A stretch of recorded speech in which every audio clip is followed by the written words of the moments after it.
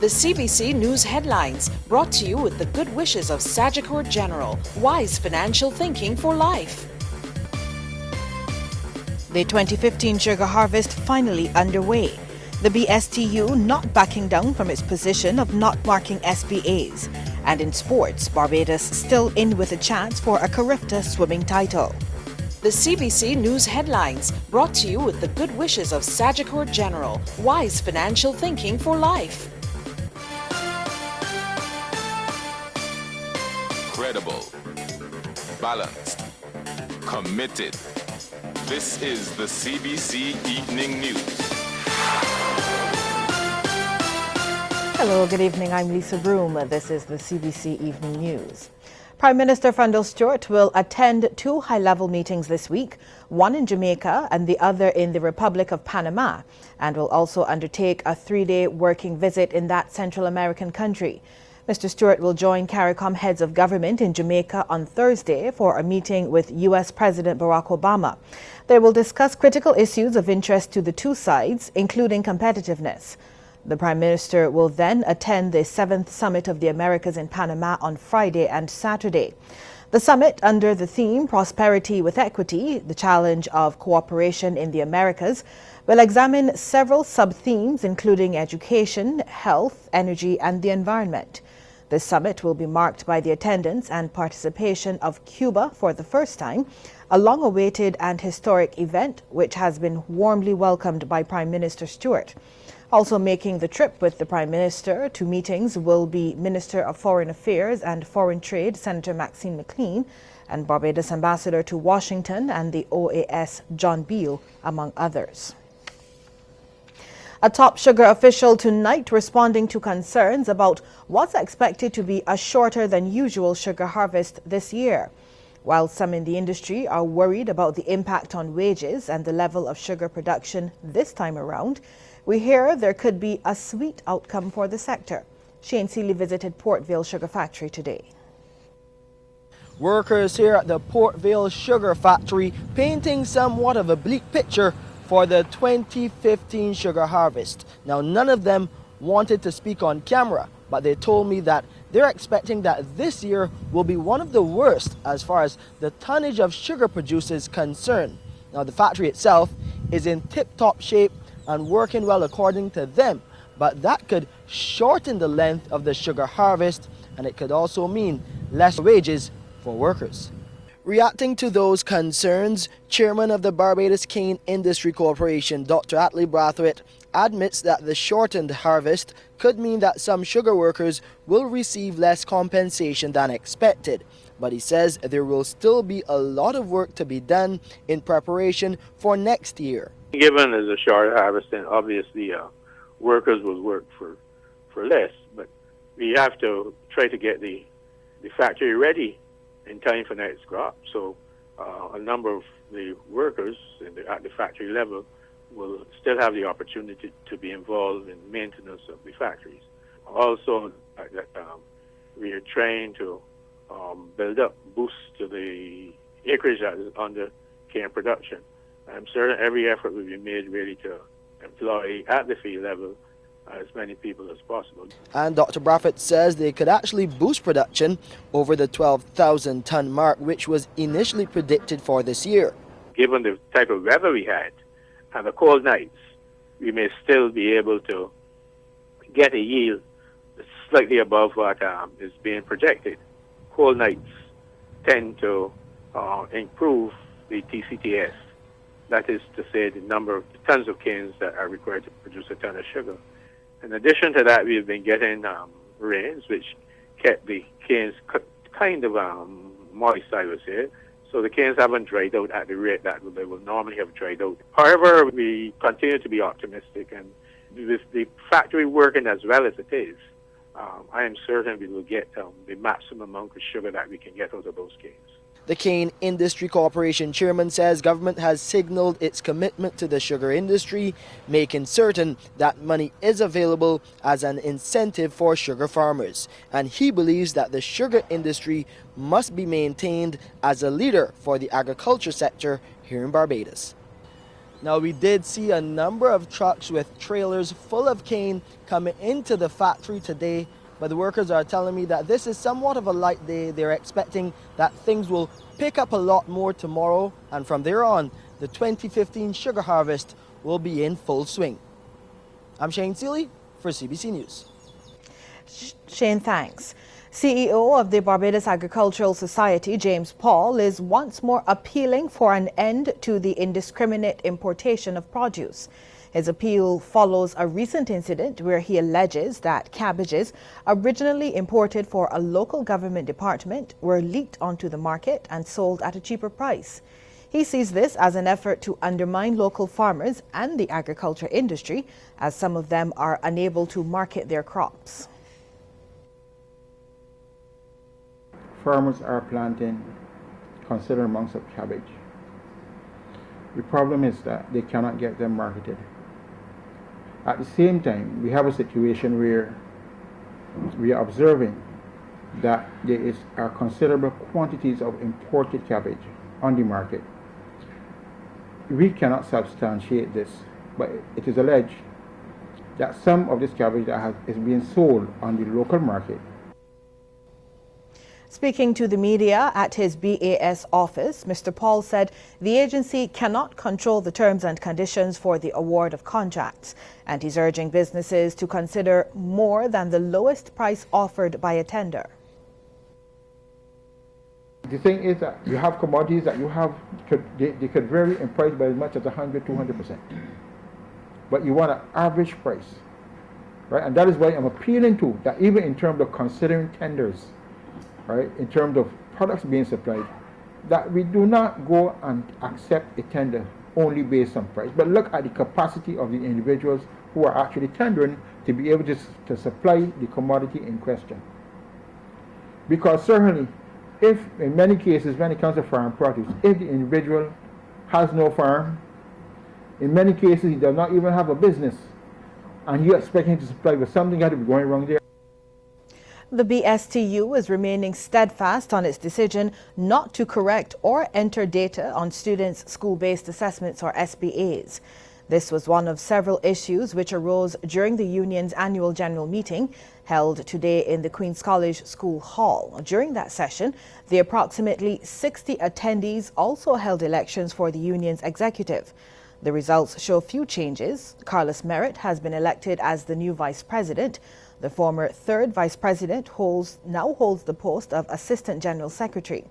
BSTU President Mary Ann Redmond says teachers shared similar stories where the correction of SBAs had been an additional burden. However, she explained the teachers will help students to complete the SBAs. We are continuing in our plan to assist students in the completion of the SBAs and to pass those completed SBAs on to the principals for forwarding to the Ministry of Education. The Ministry of Education will then do what they need to do, as they do with samples and as they do with full group work, when they at points in time collect all of the SBAs in particular subjects and send on to the CXC for correction. The BSTU president also revealed that the union will be continuing to focus on the environmental issues at the Combermere School. We are definitely going to follow through and see that certain actions are taken at the school in relation to an industrial cleaning, and we are going to write to avail ourselves of the report on the air quality testing that should be available. To the best of my understanding, it is now presently available, and we will be seeking to get a copy of that as soon as possible. Barbados has the potential to become a major hub for medical tourism. But in order to ensure local practitioners are ready to receive these visitors, government should consider reducing the duty it charges on medical equipment. This suggestion from longtime dentist Dr. Victor Eastman. He says medical equipment, which is already very expensive, now attracts about 50% in duties. So if I was bringing in $100,000 US piece of equipment, it's going to cost me $100,000 in duty. and I know it benefits that ministry, the finance, but in actual fact, does it benefit our people? And if we are going to look at this seriously, we have to think first of the local people in Barbados. And I feel that we are not doing that. We have to represent those people. Dr. Eastman says the primary objective would be to provide better health care for Barbadians. The secondary objective, obviously, would be that it would initiate persons from the region to want to come because we have good equipment, we have good people servicing the local population. So then it would encourage the tourism aspect of it. But you have to start from the beginning. You cannot start and say, okay, we have health tourism. We have to have good equipment. And I would like to propose that possibly the government reduce or eliminates the duty for the equipment which is coming in for the local practitioners to provide service to our people. The dentist also thinks cheaper equipment could help to drive down the cost of health care. Dr. Eastman was speaking to CBC News ahead of the Caribbean Dental Program, a 4-day convention opening tomorrow at the Accra Beach Resort. He says among the main speakers is cardiologist Dr. Richard Ishmael, who will talk about the growing link between poor dental health and heart problems. Access to higher education meant to pull Barbadians out of poverty is being pulled away from them. This is according to principal of the UWI Cave Hill campus and chairman of the CARICOM Reparations Commission, Professor Sir Hilary Beckles. Government announced last year that Barbadians will pay tuition fees, and Sir Hilary says the implications of such an action 20 years from now must be carefully examined. You live in a country, you do not have possession of the land, you do not have possession of the economy, you are just servants, wage workers, salary workers, you do not control the economic forces in your society, and now the one important resource which you need to be an engaged citizen, access to higher education, is being pulled. Why is it being pulled? It's being pulled because economists have formulated an argument that says the economy cannot afford it. The descendants of the poor should find the resources to fund their own social development. Sir Hilary was speaking to the media about the 3-day International Summit on Reparations, which opens on Thursday in New York.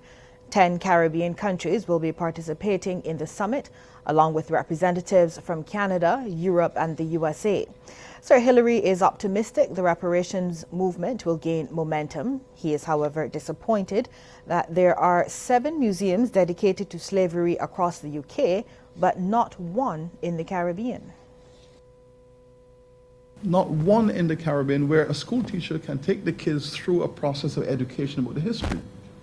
These are things that we have taken for granted. In other words, we have taken this disenfranchisement for granted, not having things that you should have. We have just assumed that it was always like that and should be. I think the younger generations are coming to realize as they read more, they examine more, they see the world, hold on a second, how come we are being treated like this? Why are other parts of the world being treated differently, and in the black world we are being treated separately? I think the demands are going to come, and all of that will fit into a movement which will take us home where we want to be. The 30th annual Oistins Fish Festival wrapped up with hundreds taking to the fishing village for the final day of the street fair. It was a packed agenda from early in the morning with a 10K road and walking race, along with swimming and boat races. The crowd began to swell for the more popular dolphin and fish boning, along with the greasy pole competitions. Tyrone Dolphin Shuri picked up his 11th title, winning the dolphin skinning competition, taking home the $700 prize. Sheena Williams was the winner in the fish boning competition with the first prize of $1,000. Chairperson of the Social Activity Committee of the Barbados Association of Retired Persons, Hazel Norville, says this year's Easter Hat Parade and Tea Party was well attended. She says the marketing strategy was effective. I think maybe it's the way that it was probably advertised more, and we did a lot of word of mouth, and then, getting friends together to spread the word, and I think that did it more than anything else. Yes, I would say so. Ms. Norville was speaking to media officials during the event at the Hilton Hotel on Sunday, where the theme was Fascination. 20 contestants took part in the Hat Parade, where prizes and gifts were given away. President of BARP, Ed Bushell, says the monies gathered will support its members.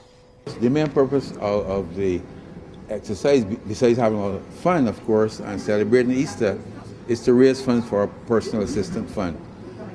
We've been doing this, almost everything that we do, like this type of activity, we donate a portion or all of the proceeds to our personal action fund.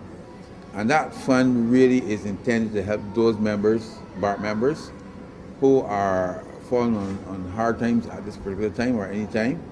So the fund goes to help people who have been having problems, medical problems, and helping to finance the medical problems. There is a role for Barbadian justices of the peace to play as mediators in helping to settle disputes. According to Regional Director for the Improve Access to Justice Project, Professor Velma Newton, their involvement can prevent some matters having to be taken before the law courts. About 50 Barbadians, including policemen, teachers and social workers, are being trained as community mediators and will be certified by the University of the West Indies. If we could train all of them, those who are interested and would be receptive to the training in mediation techniques, I think it would be a good thing for communities because there's so many of them scattered around the country. It would be a good thing. Professor Newton was pleased to see a teenager among the participants. She says mediation can work in solving matters in schools. She's in a school situation. She sees that there are lots of conflicts. And having heard the initial lecture by Justice Bell in December, she's convinced that mediation could assist in decreasing conflict in schools.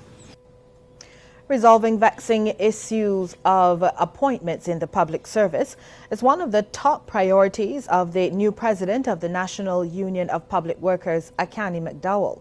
Speaking to CBC News after his recent election to the post, Mr. McDowell says the situation has been plaguing union members for far too long. As an individual, would like to know that you can go to the bank and get a loan if you need to. You would also like to know that you're secure in your job. So that is something that we definitely have to work on as priority number 1, as I said before, priority number 2, and priority number 3. Mr. McDowell, who is 34 years old, says while some might think he is too young, he is qualified for the job. He's a former chairman of the union's Youth League, served as a shop steward for about 14 years, and has represented the NUPW regionally and internationally. Mr. McDowell says he will be using his position to encourage more young people to join the union. Too young is not a bad thing. That's the first thing I would say to you. And the second thing is, as I mentioned to you before, we need to encourage young people. And I'm hoping that me being president now would serve as some motivation to younger persons in the public service to become part of the movement. The future of a major annual kite flying event in St. Joseph could be in jeopardy. That's because development planned for the Andrews Sugar Factory could result in the current home of the event at Paris Hill being lost. The revelation has come from Nilo Maskell, a giant kite maker, and one of the main organizers of the annual Easter Monday event. We're not sure about next year with the uncertainty of the sugar factory because this is their ground that we're using. And, they're not sure because where we're standing would be, as far as we know, would be an office block. So if it does come on stream, I don't think we will have a home or a place to actually fly the kite. But we gotta wait and see. One Barbadian has taken up the challenge to plan events for children every bank holiday. Sharon Bellamy Thompson took 62 kids to Tiami Cruise free of cost this Easter Sunday. She says several sponsors have realized her efforts over the years and have pitched in to help, and she's already planning for the next holiday. We do it every bank holiday. There's a different session, different locations. So I'm just planning out to see which will be my next move from here. And the children told CBC what they enjoyed most about the day. Today was acceptable, as usual. It was fun, but we had a good time with our friends. And our food, lots of food. Lots of food, lots of fun.